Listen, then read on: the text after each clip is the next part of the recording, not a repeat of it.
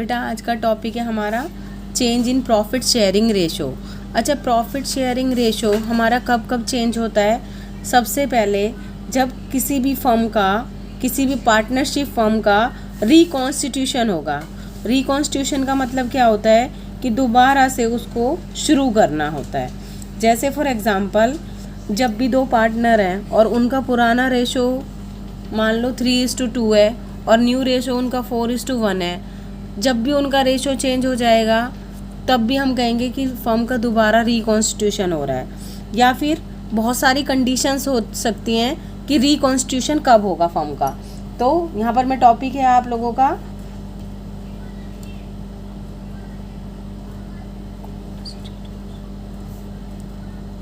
Reconstitution of A partnership firm. किन किन conditions में आपका रिकॉन्स्टिट्यूशन होगा पार्टनरशिप फर्म का? नंबर 1, सबसे पहले जब भी क्या होगा, एग्जिस्टिंग जो भी पार्टनर हैं उनका रेशो चेंज होगा। Change in profit sharing ratio of existing partners.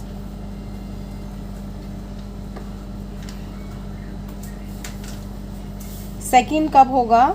जब भी कोई नया पार्टनर आएगा तो भी हमारा रेशो पुराना चेंज हो जाएगा, या फिर जब भी कोई नया एडमिट हो जाएगा तो भी रिकॉन्स्टिट्यूशन हो जाएगा फर्म का। तो admission of a new partner, second condition. Third condition कब होगा? जब या तो कोई पार्टनर रिटायर हो रहा होगा, रिटायरमेंट, या फिर किसी की डेथ हो जाएगी, किसी भी ओल्ड पार्टनर की डेथ ऑफ ए पार्टनर, मतलब दोबारा से फिर पार्टनरशिप शुरू हो जाएगी हमारी, रिकॉन्स्टिट्यूशन होगा। तो रिटायरमेंट और डेथ मैंने एक ही टाइम पे बोल दिया है। या फिर लास्ट है जब किसी भी फर्म का एकीकरण होगा, मतलब जब दो फर्म मिलके, मान लो A firm, A and B firm थी, जुड़ जाएंगी सी एंड डी फर्म। जब ये दोनों फर्म, एक ए एंड बी कंपनी थी और एक सी एंड डी कंपनी है, ये दोनों मिलकर जब एक A B C D firm बन जाएंगी तो भी हमारा क्या हो जाएगा, रिकॉन्स्टिट्यूशन हो जाएगा फर्म का। ये 4 चीज़ें थी आप लोगों की, जो थ्योरी पार्ट है बस थोड़ा सा है। उसके बाद है एडजस्टमेंट। मेन कहाँ से शुरू होगा कि जब भी हमारा क्या, ये सारी चीज़ें जब भी रिकॉन्स्टिट्यूशन होगा तो हमारा रेशो चेंज होगा। तो जब भी रेशो चेंज होगा हमारी किसी भी पार्टनर का तो कुछ एडजस्टमेंट आएंगी। सबसे पहली एडजस्टमेंट आप लोगों की होगी, सबसे पहले हम क्या डिटरमाइन करेंगे, सैक्रिफाइसिंग और गेनिंग रेशो। सैक्रिफाइसिंग और गेनिंग रेशो। अच्छा, सैक्रिफाइसिंग रेशो कैसे आप डिटरमाइन करोगे?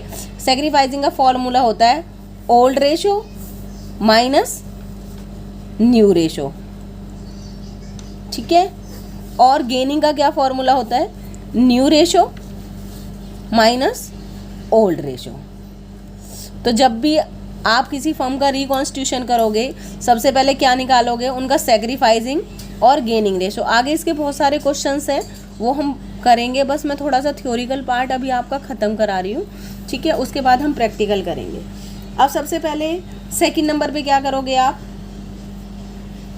Accounting treatment for goodwill. दूसरे नंबर पे आप इस चैप्टर में क्या पढ़ोगे? सबसे पहले आप सैक्रिफाइसिंग और गेनिंग रेशो पढ़ोगे प्रैक्टिकली, और सेकंड नंबर पे ट्रीटमेंट फॉर अकाउंटिंग, वो गुडविल का आप ट्रीटमेंट सीखोगे। थर्ड नंबर पे हम क्या करेंगे? Treatment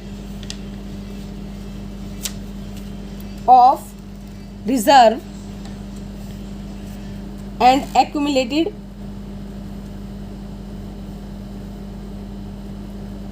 profits. हम क्या करेंगे? रिजर्व और एक्यूमुलेटेड प्रॉफिट का एडजस्टमेंट पढ़ेंगे। फोर्थ नंबर पे हम रिवैल्यूएशन ऑफ एसेट्स पढ़ेंगे, revaluation of assets and liabilities और लास्ट में एडजस्टमेंट ऑफ कैपिटल्स। ये आपका 5th टॉपिक है। तो सबसे पहले जब भी हम ये जो change in profit sharing ratio है, इसके 4 प्रैक्टिकल पार्ट हैं बेटा। सबसे पहले सैक्रिफाइसिंग या गेनिंग रेशो हम कैलकुलेट करते हैं। कैसे करेंगे वो मैं आपको बता दिया है। Old ratio minus new ratio अगर सैक्रिफाइसिंग का फॉर्मूला है, और गेनिंग का क्या है, new ratio minus old ratio. Second में अकाउंटिंग ट्रीटमेंट फॉर गुडविल करेंगे। थर्ड में हम रिजर्व और एक्यूमुलेटेड प्रॉफिट का ट्रीटमेंट करेंगे। फोर्थ में हम revaluation of assets and liabilities करेंगे। और नेक्स्ट में हम एडजस्टमेंट ऑफ कैपिटल पढ़ेंगे। अब इन्हीं चीज़ों को हम प्रैक्टिकली देखेंगे, ठीक है। सबसे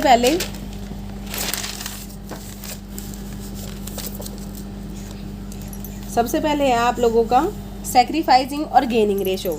जैसे फॉर एग्जांपल आप लोगों को क्या दिया होगा, ABR पार्टनर्स सबसे पहले दिया होगा। आपका पहला ही इलस्ट्रेशन नंबर 1 है, ठीक है। ABR पार्टनर्स, जैसे देखो फॉर एग्जांपल ये रही आपकी book.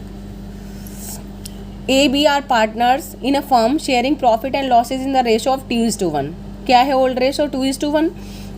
With effect of 1 April 2021 they agree to share profit और लॉसेज इक्वली। अब पहले रेशो था 2:1 और अब क्या कह रहा है वो, इक्वली। मतलब 2 पार्टनर है तो इक्वली 1:1, और अगर 3 पार्टनर होंगे तो equally 1:1:1। Calculate the individual partners gain और sacrificing due to change in ratio. वो कह रहा है सैक्रिफाइस और गेन निकालें। तो मैंने बताया है को क्या, आप चाहे सैक्रिफाइस का फॉर्मूला लगा लो चाहे गेन का फॉर्मूला लगा लो, ठीक है। तो देखो अब आप क्या कह रहा था, ओल्ड रेशो क्या है इनका 2:1 और न्यू रेशो क्या है 1:1। अब मैंने सैक्रिफाइसिंग का फॉर्मूला लगाओ, सैक्रिफाइस और गेन। आपका क्या है, old ratio minus new ratio. अच्छा एक बात आप लोगों को याद रखनी है, सैक्रिफाइस रेशो हमेशा क्रेडिट होगा। क्या होगा, सैक्रिफाइस ऑलवेज क्रेडिट और गेन ऑलवेज डेबिट। अगर आप सैक्रिफाइस का फॉर्मूला लगा रहे हो आप लोग, तो सैक्रिफाइस हमेशा क्या होगा, क्रेडिट होगा, ठीक है। तो ओल्ड रेशो क्या था इसका 2:2 + 3 इज सैक्रिफाइसिंग रेशो 2, और टोटल इनका क्या होगा 3 माइनस 1:2। तो अगर मैं इनका एलसीएम लूँगी तो कितना आ जाएगा 6, 2 3 जा 6 और 3 2 जा 6 और 2 3 जा 6 हो जाएंगे। तो यहाँ पर क्या आ जाएगा आप लोगों का 4 - 3, तो 1/6। अगर आपने सैक्रिफाइसिंग का फॉर्मूला लगाया है और आपकी जो ये डिजिट है ना वो पॉजिटिव नंबर आया है, क्योंकि माइनस नहीं आ रहा ना, प्लस का नंबर आया है, तो इसका मतलब ये सैक्रिफाइसिंग होगा, ठीक है। आगे ए ने सैक्रिफाइस किया, इसका मतलब 1/6। बी का सैक्रिफाइसिंग निकाल लें, बी शेयर, बीज रेशो कह लो, शेयर कह लो, ठीक है। 1:3 माइनस 1:2, 6 एलसीएम आ जाएगा, 3 2 जा 6 माइनस 2 3 जा 6। अब यहाँ पर क्या आ जाएगा 1 माइनस के आ जाएंगे। तो जब भी आप सैक्रिफाइसिंग रेशो का अगर फॉर्मूला लगा रहे हो तो माइनस की डिजिट क्या हो जाएगी, गेन। आ गया, क्लियर हो गया। देखो सैक्रिफाइसिंग का अगर फॉर्मूला लगा रहे हो, जिसका भी आप लगा रहे हो, सैक्रिफाइसिंग का फॉर्मूला लगा रहे हो, तो जो भी आपकी पॉजिटिव डिजिट आएगी वो सैक्रिफाइस होंगी और नेगेटिव आएगी गेन। लेकिन अगर आप मान लो इसी में ही मैं बताती हूँ आपको, गेनिंग का लगा रहे होते हैं, गेनिंग रेशो का फॉर्मूला लगा रहे होते हैं, मान लो new ratio minus old ratio. New क्या है आपका 1:2 as gaining ratio minus 2:3, LCM क्या आ जाता 6, 2 3 जा 6 माइनस यहाँ पर 3 2 जा 4 हो जाएगा, माइनस के 1/6 आ गया। इसका मतलब ए का, अब देखो गेन में भी यही देखना, अगर आप गेनिंग का फॉर्मूला लगा रहे हो तो जो पॉजिटिव डिजिट है वो गेन और जो नेगेटिव डिजिट है वो सैक्रिफाइस। तो ये क्या आ गया, नेगेटिव डिजिट आई है ना, तो ये क्या हो जाएगा सैक्रिफाइस, क्लियर। और सेकंड बी का निकालेंगे हम, बीज रेशो 1/2 था, न्यू, ओल्ड क्या है 1/3, 6 एलसीएम 2 3 जा 6, 3 2 जा 6, तो ये आके आ जाएगा 1/6। तो पॉजिटिव आई है इमेज। तो मैंने बताया अगर गेनिंग का फॉर्मूला लगा रहे हो तो पॉजिटिव इमेज गेन है, ठीक है। और अगर सेक्रीफाइस का फॉर्मूला लगा रहे हो तो आप जो पॉजिटिव इमेज है वो सेक्रीफाइस है। तो वो आपकी मर्जी है, आंसर आपका सेम आएगा। देखो यहाँ पर भी ए सेक्रीफाइस कर रहा था, यहाँ पर भी एक सेक्रीफाइस ही कर रहा है, और यहाँ पर भी बी गेन कर रहा था तो यहाँ पर भी गेन ही कर रहा है। आप दोनों कंडीशंस में कोई सा भी फॉर्मूला लगा सकते हो। बस आपको सिचुएशन क्या याद रखनी है कि अगर आप सेक्रीफाइस का फॉर्मूला लगा रहे हो तो जो पॉजिटिव इमेज आएगी वो सेक्रीफाइस होगी और जो नेगेटिव इमेज आएगी वो गेन होगी। और अगर आप गेनिंग का फॉर्मूला लगा रहे हो तो जो पॉजिटिव इमेज होगी वो गेन होगी और नेगेटिव इमेज क्या होगी, सेक्रीफाइस। तो यहाँ तक तुम्हें समझ में आ गया होगा, क्लियर है। अच्छा, उसके बाद अब ये हो गया सेक्रीफाइसिंग और गेनिंग रेशो। नेक्स्ट टॉपिक है हमारा वैल्यूएशन ऑफ गुडविल। मैंने आपको बताया था यहाँ पर। तो सेकंड टॉपिक हमारा क्या है, सेक्रीफाइसिंग और गेनिंग हो गया। सेकंड टॉपिक है हमारा अकाउंटिंग ट्रीटमेंट फॉर गुडविल। अब हम पढ़ेंगे अकाउंटिंग ट्रीटमेंट फॉर गुडविल। बस थोड़ा सा थ्योरिकल पार्ट है इसका, बस फॉर्मेलिटी के लिए है, ऐसा कोई क्वेश्चन आएगा नहीं पेपर में। बट गुडविल क्या होती है, ठीक है। गुडविल क्या है, goodwill means the good name और reputation earn by the firm through the hard work and honesty of its owner. तो गुड नेम है और एक रेपुटेशन है। कोई भी बंदा जब ज़्यादा काम करता है, बहुत हार्ड वर्किंग होता है, तो उसका एक नाम बन जाता है जिसे गुडविल कहते हैं। मतलब फेमस हो जाना ही एक तरह से रेपुटेशन मिल जाना या उसका बहुत नाम हो जाना, वही हमारी गुडविल है, ठीक है। उसके बाद कहता है कैरेक्टरिस्टिक्स ऑफ गुडविल क्या है आप लोगों का। हमें ये मेन टॉपिक है आप लोगों का, इसको याद रखना। It is an intangible asset है। गुडविल सबसे पहले क्या है, इंटेंजिबल एसेट है। इंटेंजिबल का मतलब होता है जिसे हम देख नहीं सकते, छू नहीं सकते, लेकिन उसका अस्तित्व होता है, ठीक है। उसको मेज़र नहीं कर सकते हैं, ठीक है, लेकिन उसका एक अस्तित्व होता है, वो है इंटेंजिबल। 11th में आप लोगों ने पढ़ रखा है। इट इज़ वैल्यूएबल एसेट है। गुडविल बहुत वैल्यूएबल है क्योंकि जिसकी ज़्यादा गुडविल है उसी ने ज़्यादा प्रॉफिट कमाना है, क्योंकि उसके कस्टमर बंधे हुए होते हैं। It is help in earn access profit, जिसकी अच्छी गुडविल है। अच्छा, एक है ना ब्रांडेड शोरूम है, उस पर शूज़ मिल रहे हैं, और एक नॉर्मल शॉप है, उस पर शूज़ मिल रहे हैं। तो आप ब्रांडेड पे जाओगे ना, इसी का मतलब उसकी गुडविल ज़्यादा है, तो वो एक्सेस प्रॉफिट अर्न करेगा, क्योंकि वो पैसे भी आपसे, वही शूज़ आपको 100 रुपये में मिल रहे हैं, और ब्रांडेड शॉप पे एक टैग लगाने के लिए आपको वही शूज़ 500 में मिल रहे हैं। तो इसने एक्सेस प्रॉफिट अर्न कर लिया ना 400, जबकि सेम क्वालिटी है लगभग, ठीक है। जितना मटेरियल तो सेम, वही चमड़ा लगना है, तो नॉर्मली दोनों में बराबर से ही लगा होगा ना। तो बस एक्सेस प्रॉफिट अर्न करता है, किसकी वजह से, गुडविल के लिए, ठीक है। लाइबल टू कांस्टेंट फ्लक्चुएशंस आ जाती हैं। वो कहता है कि goodwill does not depreciated, it's value is liable to constant. वो कहता है वो डेप्रिशिएटेड नहीं होती, उसकी वैल्यू कम या ज़्यादा होती है, ठीक है। अगर ज़्यादा सुपर प्रॉफिट अर्न कर रहे हो, सुपर प्रॉफिट अर्न कर रहे हो, इसका मतलब गुडविल ज़्यादा है। अगर कम कर रहे हो तो इसका मतलब गुडविल कम है। It is valuable only when entire business is sold. वो कह रहे हैं गुडविल सिर्फ जब ही पता लग सकती है जब हम सारा बिजनेस बंद कर रहे हैं, clear. It is difficult to place an exact value of good. वो कह रहा है कि गुडविल का हम ये सिर्फ एक अंदाजा होता है, एक अनुमान है, इसको हम ये नहीं कह सकते। अगर मैंने मान लिया मेरी गुडविल 2 लाख है, तो ज़रूरी नहीं है वो 2 ही हो, 2 20 भी हो सकती है और 1 90 भी हो सकती है। तो ये सिर्फ एक एग्जैक्ट, वो कहता है सिर्फ एग्जैक्ट नहीं बता सकते, ये सिर्फ एक हमारा अंदाज़ा होता है। यहाँ तक समझ में आ गया। उसके बाद है फैक्टर्स इफेक्टिंग, तो ये नॉर्मल से ही है। मैनेजमेंट इफेक्ट करेगा, फेवरेबल लोकेशन होगी तो उसकी गुडविल ज़्यादा अच्छी होगी। अगर कोई ऐसे सुनसान जगह पे कोई किसी ने फर्म खरीद लिया जहाँ पर कस्टमर जा ही नहीं सकता, तो उसकी गुडविल कम होगी। इफ़िशियंसी ऑफ मैनेजमेंट, अगर इफ़िशियंसी का मतलब होता है कार्य की योग्यता। अगर अच्छा काम करेंगे तो अच्छी गुडविल होगी, नहीं काम करेंगे तो अच्छी गुडविल नहीं होगी।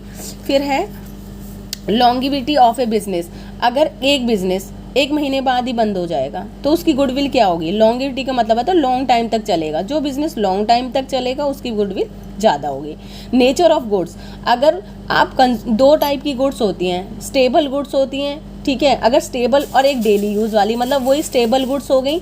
अगर स्टेबल गुड्स का बिजनेस कर रहे हो तो आप उसकी ज़्यादा डिमांड होगी, क्योंकि उसके बिना बंदा जी ही नहीं सकता, ठीक है। तो नेचर पे भी डिपेंड करता है कि आप कौन सी चीज़ बेच रहे हो। उसके बिना अगर डेली यूज़ किया हो तो उसे तो खरीदेगा ही, इसलिए अगर आप डेली यूज़ की गुड्स बेच रहे हो तो आपकी गुडविल ज़्यादा होगी।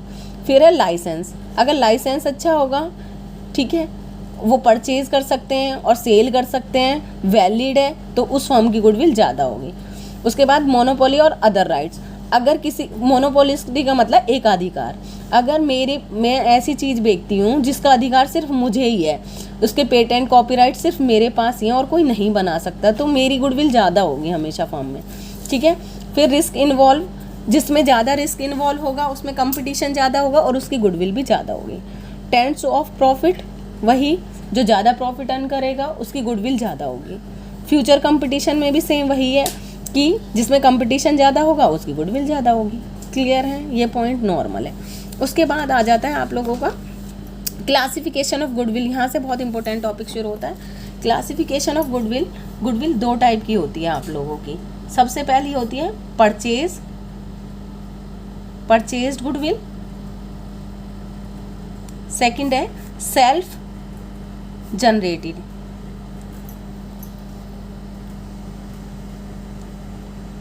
सेल्फ जनरेटेड है जो आपने अपनी मेहनत से कमाई है, ठीक है, खुद इकट्ठी की है, खुद जनरेट की है। तो जो सेल्फ जनरेटेड गुडविल है उसके लिए आपने खुद कमाई है, लेकिन उसके लिए आपने अलग से पैसा नहीं दिया है, तो इसको बैलेंस शीट में शो ही नहीं करते, ठीक है। तो यहाँ पे लिख लो not shown in balance sheet. Clear हो गया। और जो परचेज गुडविल है, इसको आपने खरीदा है, इसके लिए क्या करिए, आपने पेमेंट करिए, ठीक है। पेमेंट अगर आपने की है बेटा, तो उसको हम हमेशा कहाँ शो करेंगे, गुडविल मेरी क्या है, इंटेंजिबल एसेट है, हम बार बार बोलते हैं, तो हमेशा किस में होगी, बैलेंस शीट में। कौन सी साइड, एसेट साइड। और कौन से नेम से, गुडविल, ठीक है। यहाँ तक समझ में आ गया होगा। इसको परचेज गुडविल को बैलेंस शीट में शो करते हैं, कौन सी साइड, एसेट साइड। और सेल्फ जनरेटेड गुडविल खुद जनरेट की हुई है, इसको कहीं भी शो नहीं करते। ये एक नॉर्मल सा टॉपिक था 1 नंबर का, ठीक है। उसके बाद है आप लोगों का next methods of valuation of goodwill. बेटा मैं कोई एडिटिंग नहीं करूँगी, मुझे नहीं पता, बस मैं आप लोगों के लिए वीडियो बना रही हूँ। कुछ बच्चों ने रिक्वेस्ट की है इसलिए मैं वीडियो बना रही हूँ। जैसी भी है आप समझ लेना, अगर कुछ प्रॉब्लम होगी भी तो आप कमेंट बॉक्स में बोल देना, आप मैं उसे ठीक करने की कोशिश ज़रूर करूँगी, ठीक है। कुछ बच्चे नेगेटिव कमेंट करते हैं, पता नहीं क्यों करते हैं, मुझे नहीं समझ में आता। अगर अच्छी नहीं लग रही तो आप मत देखो, कोई बात नहीं, बट लेकिन ठीक है, मैं कुछ जो बच्चे हैं जिनको अगर नीड है मैं उनके लिए बना रही हूँ, अगर आपको अच्छी लगे तो देख लेना, ठीक है। उसके बाद है ना methods of valuation of goodwill के, there are 3 methods of valuation of goodwill. सबसे पहले है आप लोगों का एवरेज, कैमरा ठीक, एक है आपका एवरेज प्रॉफिट मेथड,